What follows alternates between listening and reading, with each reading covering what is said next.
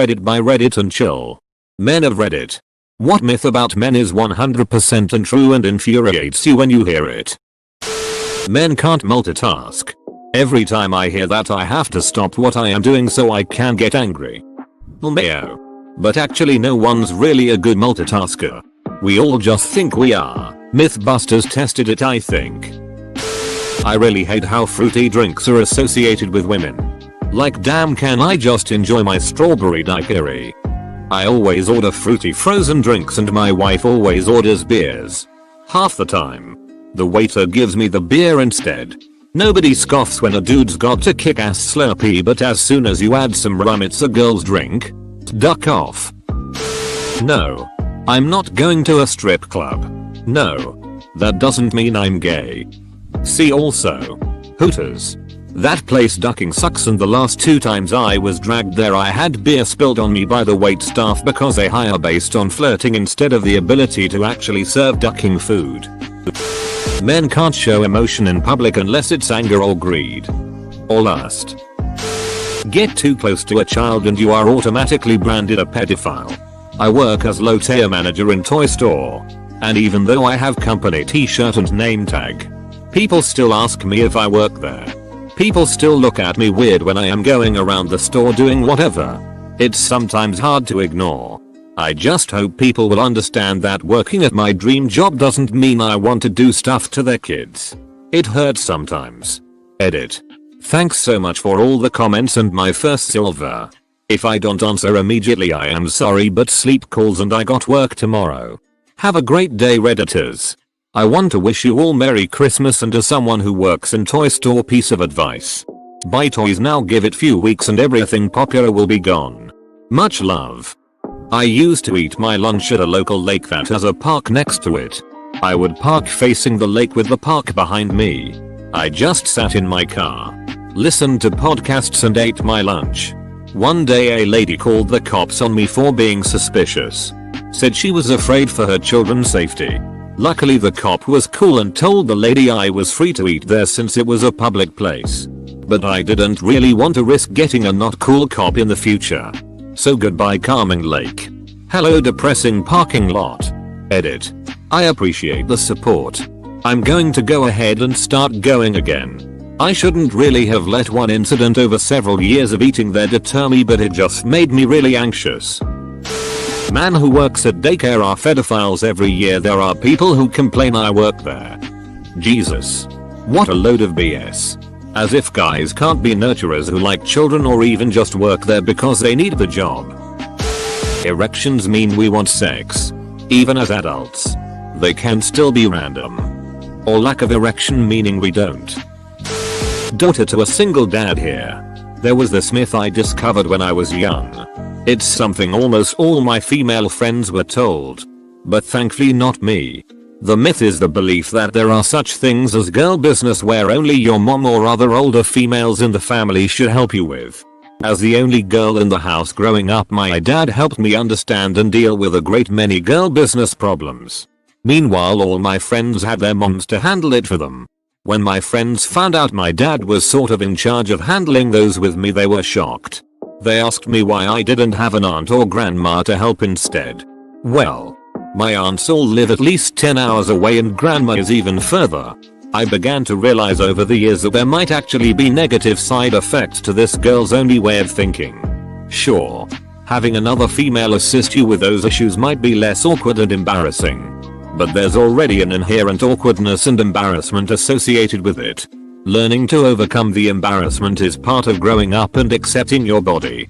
Furthermore, I have since grown up and began studying psychology and done some research into this further for my studies. I'd have to do a more in-depth and wide-reaching survey and analysis to come to findings I'd be comfortable with being peer-reviewed. But I have a theory that the girls only mentality causes relationship issues later in life. Young girls grow up thinking that there are some aspects of womanhood men not only don't understand but can't understand. It makes them not only less trusting of male partners, but also keeps them from seeing man as equals when it comes to parenting. Edit number 1. Thank you to the guys who have sent PMs to say thanks. And to the few who asked for some advice, I wish you the best of luck. Thanks for the gold. Adds to the myth that all men are grossed out by menstruation and even the mention of it will send us scurrying. I shared a bathroom with my sister growing up. And I'm a scientist, I think I'll be okay. Also, growing up with it being normal lets us help out when needed. As a college TA I always had a few things on hand when teaching long lab classes. Including hair ties and tampons. The whole men think about sex every 7 seconds thing. If you think that's true, I have a bridge in Brooklyn to sell you. Is the bridge sexy though? Men can't be abused by women. Or that men can get assaulted, harassed by other men. I've had some very pushy gay men approach me. One going as far as trying to touch my ass and dong inside my underwear after I said like 3 times that I'm straight and not interested. Luckily the women I was out with immediately chastised that guy. But TBH guys laugh at me when I tell that story and talk about how badly they would have beaten him up. Women who I've told always reacted shocked and emphatic. That we cannot parent as well as a woman. That we need a random woman to come hold a man's child because they're crying. That we are babysitting when our spouse isn't with our babies. Yeah, that stereotype is so damn dumb. I mean, I changed thousands of diapers and it never bothered me once. I was perfectly capable of dressing my kids. I know how to open a jar of baby food. I wash and hang my kids' school uniforms. I'm not looking for a prize, but I'm also not looking to be treated like I'm an idiot. We're all unable to control our nature to have sex. Believe me, if I couldn't control myself you'd have noticed by now. I'm the oldest of 3 girls and my mom raised us by saying that all men only want sex and they will do anything to get it. Even rape children. We are all deeply paranoid of men and hyper-vigilant parents and have really ducked up relationships, and holy shit, I'm having a revelation. That if we like children but don't have children of our own, we're automatically given at the very least a little grilling. If not straight out asked if we're a pedophile. I like dogs too. For pretty similar reasons. Nobody ever asks me if I'm a dog ducker. Are you a dog ducker? That we're all not interested in or incapable of being involved in the planning of our weddings.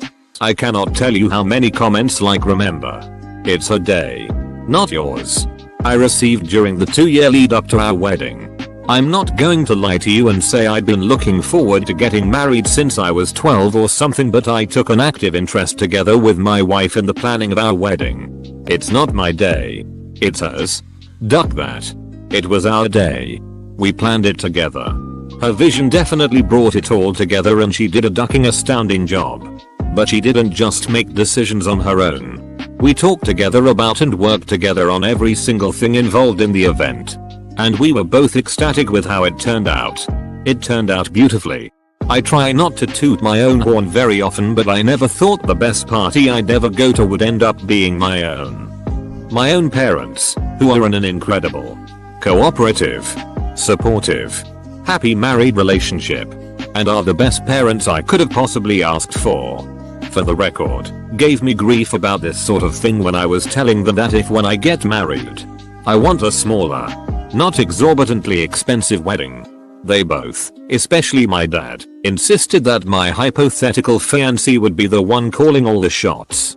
Now that I type it out, I have to wonder if that's them perpetuating the stereotype or calling me spineless. It's getting better now. But back in the day basically every guy on TV was a sports obsessed, car/motorcycle loving, beer swilling moron who couldn't function without his wife to look after him and the kids. My wife went away last week for work and I'll have you know that only half my kids got eaten by wolves. You did your best. Man. Wolves always hunt in packs. So you were probably outnumbered. That men find it normal to cheat and brag about it. Edit. Holy crap. Never expected this many upvotes. Never mind silver and gold. Thanks kind redditors. Any man who cheats on someone loses my respect instantly. Same goes for women. And I'm sure my feelings are shared by most guys. I don't understand why people assume that. Edit. IDKY me saying cheaters were bad deserved gold, but thanks for that. And the silver. Kind strangers.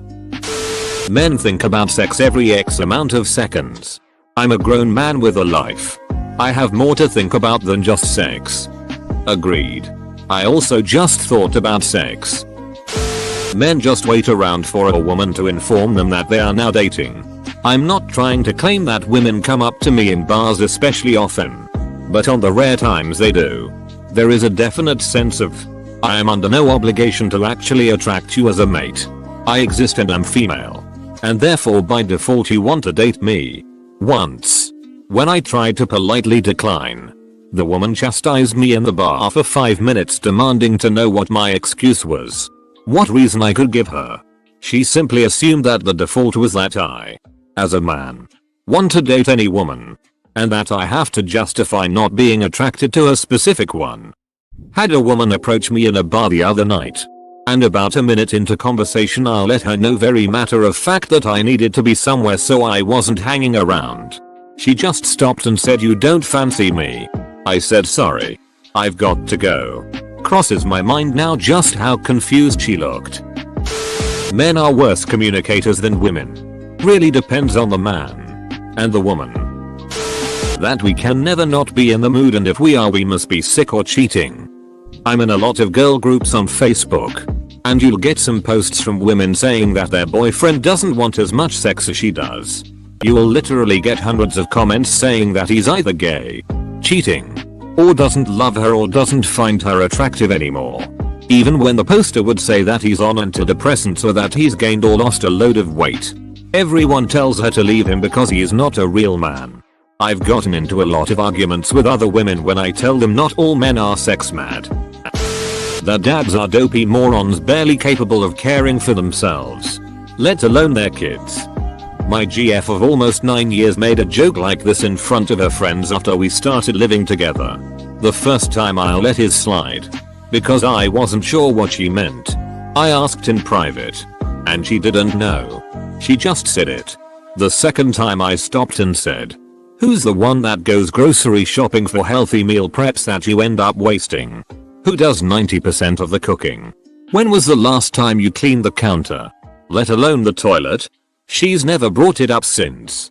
I've met dudes that complain about this, but then use it as an excuse to be lazy. If I did that we'd be living in filth. And I just don't have that in me. Showing emotion is a weakness. It isn't. We have just as many emotions as women. And our emotions are just as valid. I just bottle mine up then have major breakdowns every 6 months. I don't know if it's healthy, but it's efficient.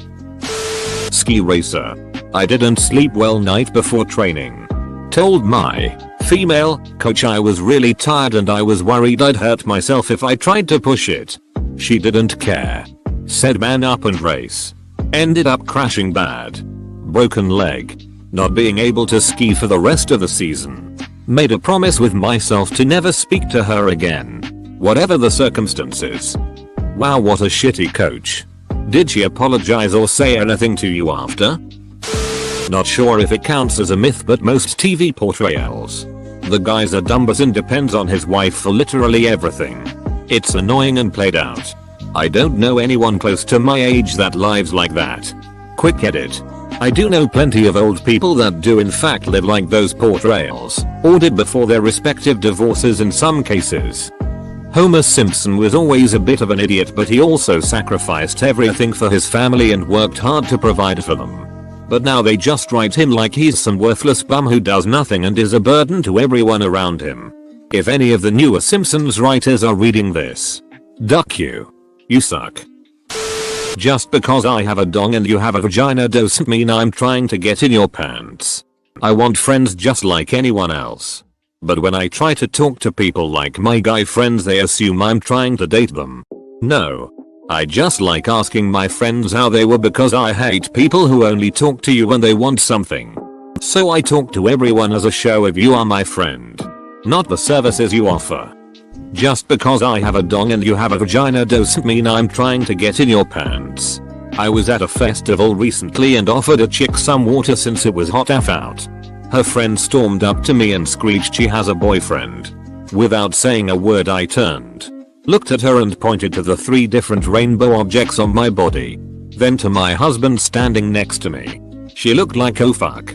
A few minutes later the girl I offered water to came up and apologized to me over it. That was the first time I had ever even remotely experienced something like that. But your statement is so true. Somehow, me offering water to someone when it's like 90 outside means I want to duck them. Ducking, like and subscribe.